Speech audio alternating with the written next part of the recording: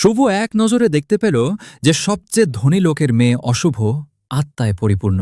অবশ্যই তার নিকটাত্মীয়দের মধ্যে কেউ আজ রাত ৩টার আগেই মারা যাবে। তাই অন্য দলটি চলে যাওয়ার সময় সে এগিয়ে গিয়ে জিজ্ঞেস করল, সম্প্রতি কি তাদের পরিবারের কেউ কোনো অদ্ভুত রোগে আক্রান্ত হয়েছে কিনা? এমন রোগ যা সারা দেশের বিখ্যাত চিকিৎসকেরাও সারাতে পারেননি। সবচেয়ে ধনী ব্যক্তির মেয়ে মুখোশ খুলে বিস্মিত হয়ে জিজ্ঞেস করল, শুভ কিভাবে এত স্পষ্টভাবে সব জানল? এ সময় শুভ লক্ষ্য করল মেয়েটির ভ্রু এলোমেলো এবং চোখের কোণে অস্বাভাবিক ছাপ রয়েছে। এতে সে আরও নিশ্চিত হল যে মেয়েটির বাড়িতে বড় কোনো অশুভ ঘটনা ঘটছে। তাই শুভ দাবি করল পৃথিবীতে একমাত্র সেও এই অদ্ভুত রোগ সারাতে পারবে।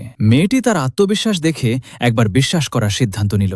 এরপর সে শুভকে গাড়িতে উঠিয়ে বাড়িতে নিয়ে গেল। তবে দরজায় ঢোকার আগেই মেয়েটি সতর্ক করে দিল, যদি শেষ পর্যন্ত রোগ সারানো না যায় তাহলে যেন পরে তাকে দোষ না দেওয়া হয়। এ সময় শুভ রোগীর বিস্তারিত অবস্থা জানতে চাইল। জানা গেল ১ মাস আগে মেয়েটির বাবা হঠাৎ আলোকে ভয় পেতে শুরু করেন এবং শরীর অত্যন্ত দুর্বল হয়ে পড়ে। গরমের সময় হলেও তার শরীরে শিশির জমত, যেন পানির ভেতর থেকে তোলা কোনো মানুষের শরীর। কয়েকদিন আগে তিনি পুরোপুরি কোমায় চলে যান। সব শুনে শুভ সঙ্গে সঙ্গে বুঝল কোনো ইন অশুভ শক্তি তার শরীরে প্রবেশ করেছে। যদিও বিষয়টি তার প্রত্যাশার বাইরে ছিল না।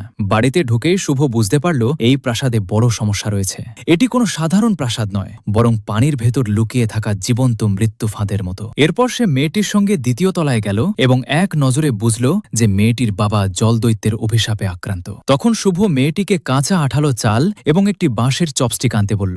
এরপর সে মেয়েটির আঙুলের ডগা থেকে ১ ফোঁটা রক্ত বের করল, কারণ অশুভ আত্মা প্রিয়জনের রক্ত পান করতে চায়, আর সেই রক্ত দিয়েই হারিয়ে যাওয়া আত্মাকে শরীরে ফিরিয়ে আনা সম্ভব। শুভ মন্ত্র পাঠ শুরু করতেই তার আঙুলের ডগায় সোনালি আলো জ্বলে উঠল, যার সঙ্গে সঙ্গে রোগীর শরীরের অশুভ শক্তিকে দগ্ধ করতে লাগলো।